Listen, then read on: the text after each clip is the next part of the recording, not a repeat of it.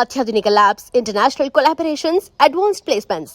మీ dream career ని reach అవ్వడానికి మీ best choice Godavari global university. Vision, it comes from a mind. So why did you even bother to create a mind which will go against when he is responsible by definition? That's a tough question right there. Okay, you have me stumped. Okay, so what I think is he does that because he loves us too much, if you like. Let me put it that way. He loves us too much, and he wants us to do. He wants us to be happy. If he loves us too much, why did he create the coronavirus? Coronavirus. Why did he create the tsunamis and earthquakes, which I think only terrorists and God kill indiscriminately. They don't care the difference between men, women, children, religion, countries. He kills everyone equally, and the only other people who do that is terrorists. So a funny thing with For example, Al Qaeda killed 3,000 people in America, you know, and the tsunami killed 2.5 lakh people. Okay, so just as a force, who's done more damage to mankind? I'd say God. And so I can think one person did a bad thing. How can women, children belonging to so many different countries, all of them supposedly the creation of God, and he massacred them? So did you ask that question in the church when you know about this? No, but it's because a question. You will ask your government, you will ask anyone where you're working, why did this happen? And people don't ever ask God because they're scared. It's a question I've actually thought about, when I was younger. But when coronavirus started, I was like, I wonder why God made this. But no one in my church was harmed with coronavirus, so he put his mercy on us. But I think he was only. What, he put his mercy on us? How? Like he did. No one was inflicted with it, with like the bad one. Some people did get it, but they didn't like die. Nothing serious happened. They were healed after like a week. A lot of people died with the coronavirus. Yeah. So the point is not about they should die or not. It's like when we are supposing he loves all of us, okay, and he wants good for everyone. He wants all of them to go to heaven. Then all the problems which happen and which create frustration, poverty, and all of them, the so-called negative things, if they are happening because of Satan, who created Satan? If God created Satan, why would he do that? Because Satan also has free will. Because I think God basically loves to be entertained, and he wants to keep these quarrels between people, and he enjoys it like how the Romans used to enjoy knights fighting and killing each other. I think that's what God does. Why do you think so? I'm just telling you. Because if there's no misery, you won't feel like that you're alive. Oh yeah, okay. The experience of life is a constant variation between how happy you are and how sad you are. And that can only happen when there are a lot of conflicts. So apart from the coronavirus killing many, it also entertained us. And that entertainment is primarily for God.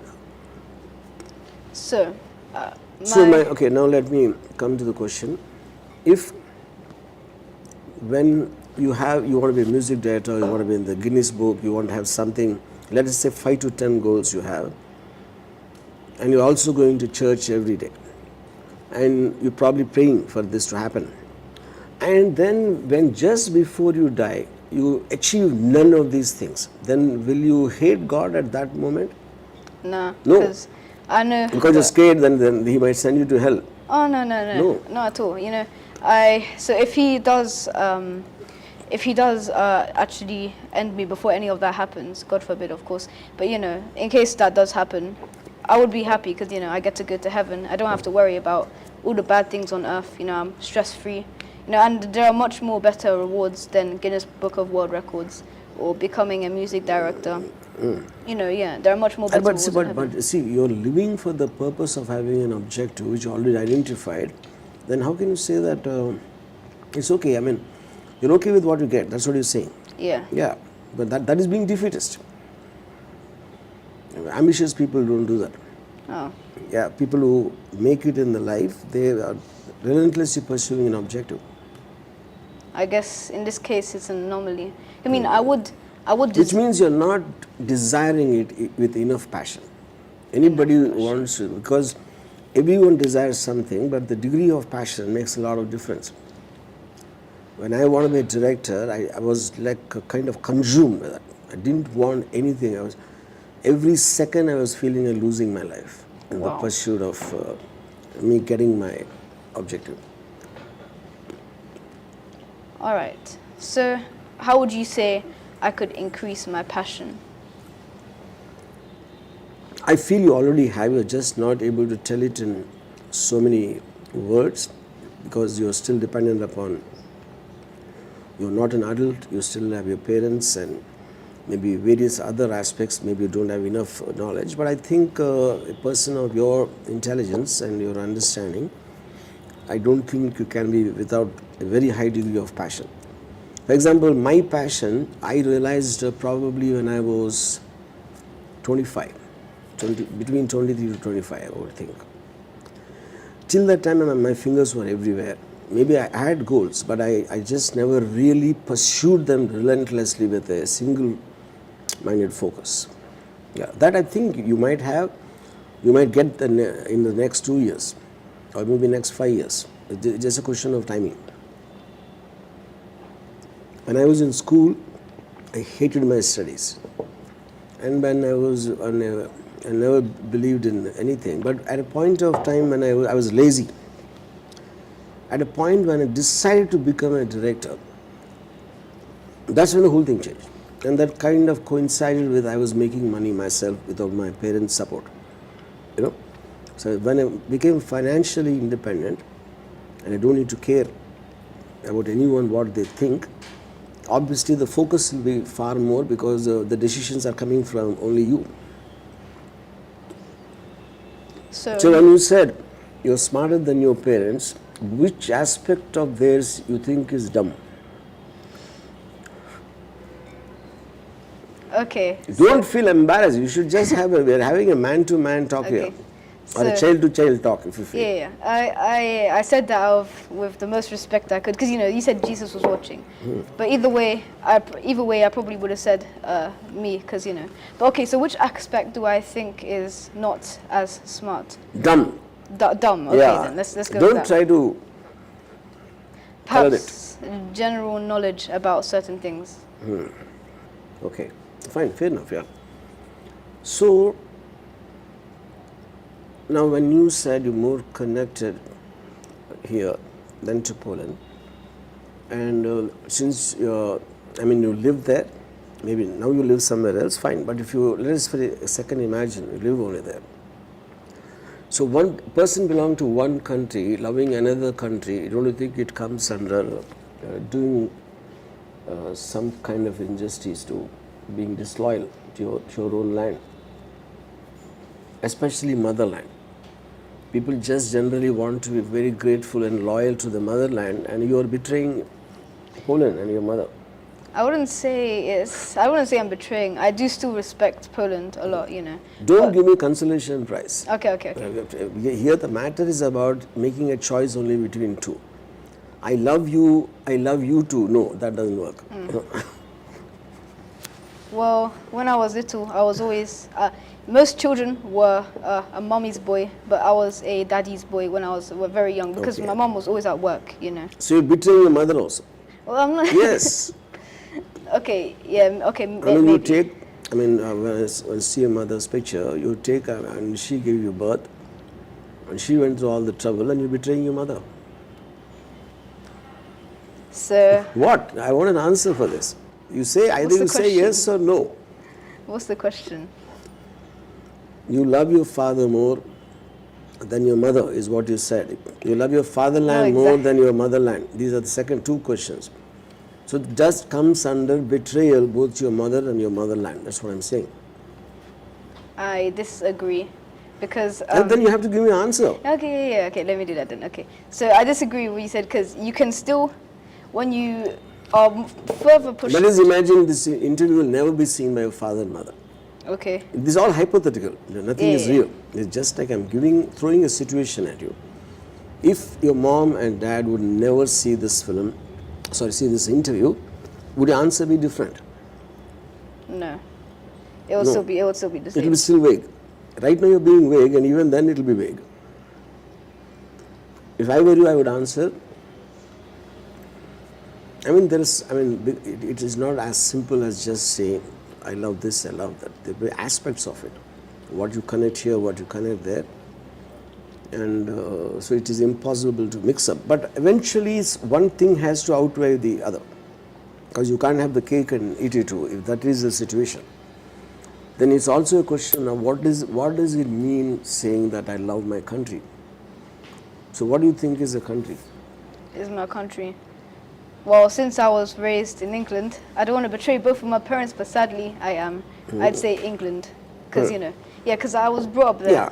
Yeah. So that is being smart, because it's not about the country, to your sensibility, to your objectives, whatever you decided, which place suits you the most. So for example, a lot of Indians go and settle in UK and USA. I don't think it's a question of they love the country or not. I think it's a question of what works for them best where. They might go to Timbuktu also if something is better there. Okay, now in terms of do you love your parents because of the persons they are, or is it because they gave you birth and they took they took care of you when you were an infant or a baby or whatever it is? Is it the so if you do you love them for that, or actually the kind of people they are keeping you out of the equation?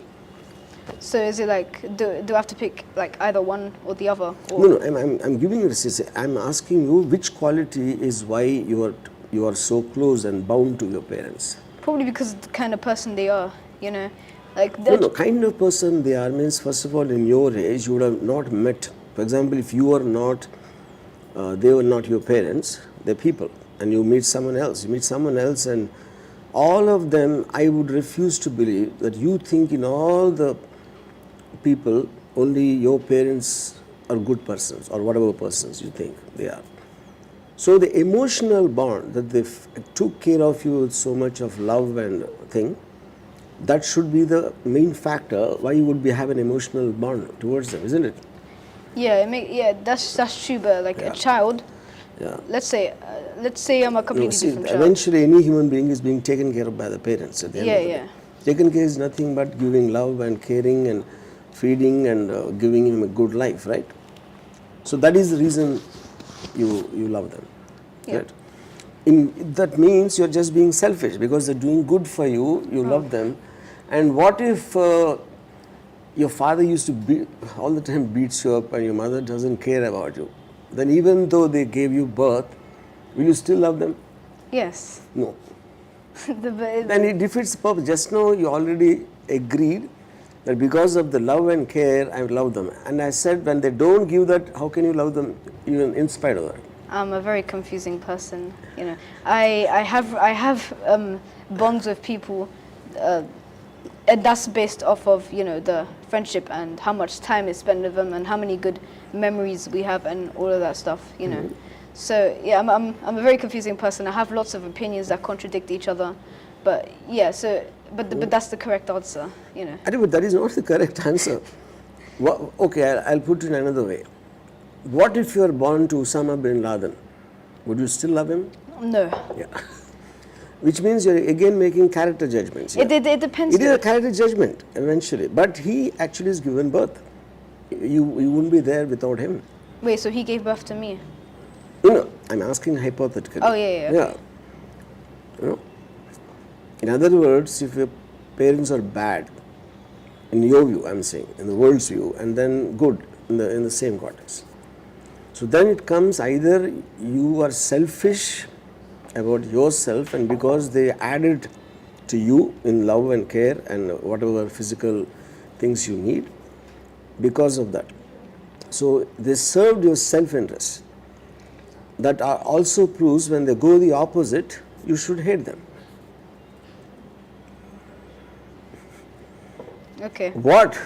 Yeah, I'm just thinking, because you said a lot of things there, But okay, I understand your basic point. So see, my whole point is nothing, but I'm trying to just kind of peel off all the hypocrisy around relationships and trying to get at the basic of it. Your eventual love can be just your thing. I like it. Okay, fine. I don't need to answer for that. Why I like it, because the point of the obligation is not there, because your parents did not have you in particular. Yeah, this guy called Zack is who I want. Whoever they gave birth to, they would have done the same. So there is nothing special about you. Okay, so they did not give you any undue kind of a thing where you have to be grateful to them for the rest of your life. That is just a biological accident that you were born. You in particular, I am saying. So then when you don't need to be grateful to your parents, it follows that you have to do what is best for you. So my basic objective by the end of this interview, I want you to leave your parents and teachers and everything and just have a great life. Okay then. So let's Anyway, now ask me a couple of questions. you a couple of questions. Yeah. So let's go a bit further back. Okay. So you said you don't like dogs as well, but do you like cats? No. Could you explain? Is it for the No, same it's reason? because I only interact with intelligence. Yeah. What about I'm elephants? not into life forms. I might enjoy seeing them, but I don't want to be in a relationship to take care of them and go through all the other things, the baggage which comes when you take care of either animal or a person. Yeah. So have you ever had a pet before? Yeah. Oh, I well, used to have pets in almost maybe till my 20s. Like I used to be very fond of dogs and parrots. oh. So what did you feel when those pets died? You must have had an emotional attachment to them because they were your pets. You had to look after them. It's kind of At your that time, obligation. yes. At that time. At that Yeah, time. yeah. So what made you change? I mean, the more you understand the nature of the world, the nature of life, and the fact that we're all playing a part, completely programmed, like why you're supposed to behave in a, so like if I see, for example, when I see National Geographic and there's a antelope and the cub is attacked by a predator. So it just tries, and the moment it comes onto the antelope, it runs away, leaving the cub. Now that's a practical aspect of life which you cannot do anything. So many of the harsh decisions when we hear of being taken by world leaders, including terrorists, they're also coming from situations sometimes where you have no choice at the time, but it will be seen in different perceptions. So when I look at it objectively from so many viewpoints, I start detaching from the emotion, because emotion comes only when you strongly feel you're right. I don't believe that. In my shoes, I feel that at that time, but the truth can be completely different. So then you get emotionally detached. Yeah.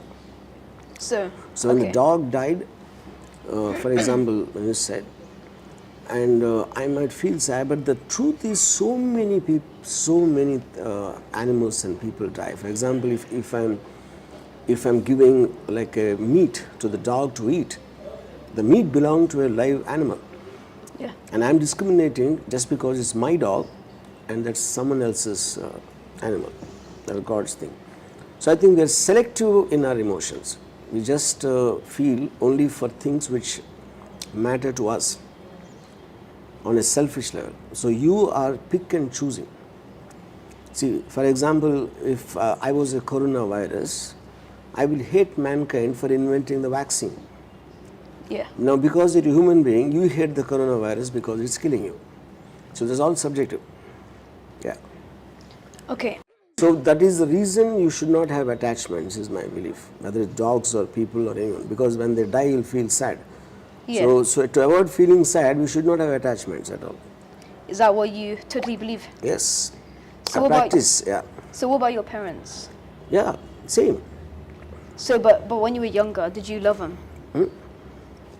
I'm saying I was extremely, whether you call normal or abnormal is up to you. I used to be like this maybe till my maybe 18, 19. I was a voracious reader. yeah. So I used to, when I listened to so many different point of views from various philosophers, and so that kind of, when you absorb it and then you form a personality, and with a very, very clear objective of what I want or not want to do in my life, that becomes a very specific focus. So when I'm living on that, I don't have any emotional attachments anymore. Okay, that's interesting. So, was there anything like a drastic change that or like a very, very, very heartbreaking event that happened that made you think this? That's a good question. I mean, probably the trigger point when I was really questioning everything is when my grandmother, that's my father's mother, she used to have a habit of writing this, what is called Ram code. She keeps on writing Ram, Ram, Ram. She wrote some hundreds of books, and she, to my knowledge, I've never seen anyone who's, what should I say, obsessed with God, for pretty much 30, 40 years of her life. And then one day, she had a stroke, some paralytic stroke. She was bedridden, and she was to stay in some village in some, I mean, not in my house. I went to see her, and because the house didn't have much of place, so they kept her in some kind of a store where they normally store these bags of coal and this, because they couldn't have her in the house because of their problems, So when I went in, I saw cockroaches crawling over her. And she was alive. I mean, she was in a what you call paralytic state. Yeah. So that is the first time actually deeply started thinking about God and belief systems and relationships and everything. And if this could happen to her, now who's anyone after that? So once the chain of thought starts, it obviously spreads everywhere, into every system. I started thinking about education, about various political systems like communism or democracy. It just spread like a virus into every thought of mine. That I would think is the first thing which triggered. And it's not really so much about till that time I believed in God. I just saw a human being subjected in what she believed, what people think is most perfect way to live. And if God could do that to her, then I started questioning about God. I was not angry with God. I was questioning the whole fundamentals of where that came from. So I saw in a few interviews that you're very, very practical. Like you get to the point. So do you think that practicality will change people for the better? You see, when I'm kind of faced with a problem, let's say, I just think of solutions. I don't think of the problem. I don't worry. What's the option I have? 1, 2, 3, 4. So either I enact that, or let's say there's no solution.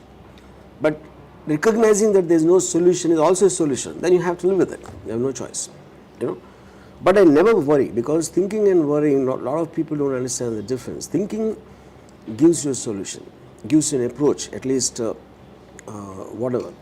Worrying is about going in circles, what to do, what will happen, and this and that. So the moment I'm practical, okay, for example, let us say one of my staff comes to me and he tries to tell me about some family matter or someone is sick, and to ask. Even before he finishes the thing, I'll say, just tell me how much money you want. Because that comes across as very cold-blooded. It is cold-blooded. Because, see, my point is he's going to reach that time. Okay? And as long as he reaches there, I just want to jump the gun and get into the thing, which he might feel. But I will say, I'm really not concerned about what your personal problem is. I like you. And you are asking me, take it for granted, you will have a reason. And if I have the capacity, I'll do it. So I'm that cold-blooded. Because I don't want his problem to eat into my life, my time. That's the whole point. Okay? So with regard to my practical, see, when I was so independent, when somebody asked me, if you're not married and you're not into family, what do you do when you reach a stage and age where you are no longer physically capable? I said, I'll die. I will commit suicide. And in a good way, because life is about living and enjoying. And the day or a stage or a situation comes when I can't do it, I'd rather die and see what happens after the death. I'm a very curious person. Just to live for the sake of living is something I don't, I can't connect. So since we're on the topic of life and death, life and death, what do you think happens when we die? I mean, I wouldn't say that this is what happens. I believe it doesn't make a difference whatever happens, because you're, I mean, even if you go with the same mind or whatever you have, you know, and since our consciousness technically should stop. My bigger problem about human being is now who's Jack, okay, or who's RGV, who's someone. We are not us. It is a compilation of your thoughts and feelings. So if a guy called X dies, we'll always say X's body is being taken, X's body is being cremated, which means they're separating the person from the body. So the person technically is just like a formless thoughts and beliefs, you know. Now why do they even need a body then?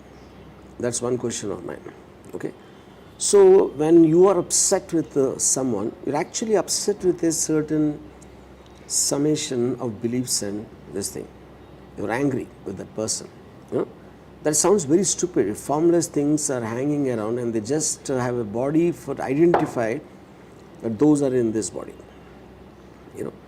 So the whole aspect of getting hurt, getting upset and getting any kind of a emotion, I think is fundamentally very ridiculous and stupid, which is the reason I don't feel that, you know. So in the context of that, when it is formless and shapeless, and whether they leave the body and go, maybe they'll settle somewhere else, or even if they are not there also, it doesn't make a difference. And the pain is a function of the body, not the mind.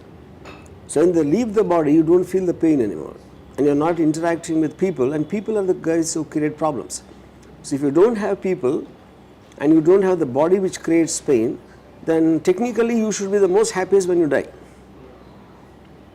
And you can just fly around and maybe you'll go to Pandora. Who knows? Nice. So Did I satisfy with my definition of death? yeah. Oh, yeah. yeah. So you said so earlier back we were on the topic of worrying.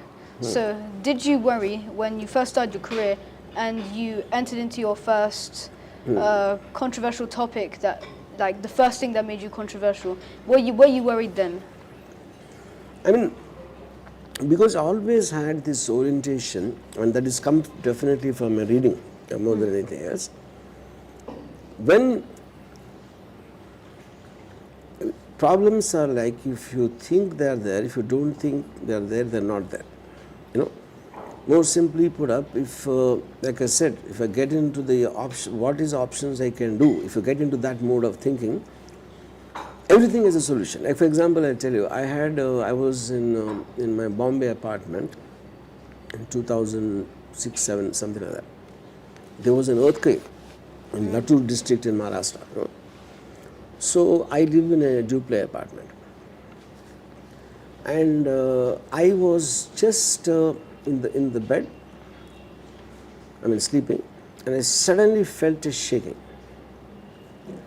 And when I woke up, I saw the things moving, you know, in my apartment, and I realized it was an earthquake. You know, now I don't know in how long I would think to take a call. The way it was doing, I was very sure that the building is going to collapse. That's what I thought. Okay. So to jump from the bed and to go out, and this is the 8th floor. For me to reach the ground, it is a hell of a task, and by that time I was very sure it would collapse. So I didn't want to make the attempt to escape, and I just sat calm, and I wanted to listen to the sound of the building when it breaks. I actually did that. Wow. That is what I mean. When you don't have a solution from the problem, you should accept it and go by whatever happens. Would you say that was the most coherent thing to do in that situation? Yeah, I mean that's the whole point. Like at a certain certain time when I was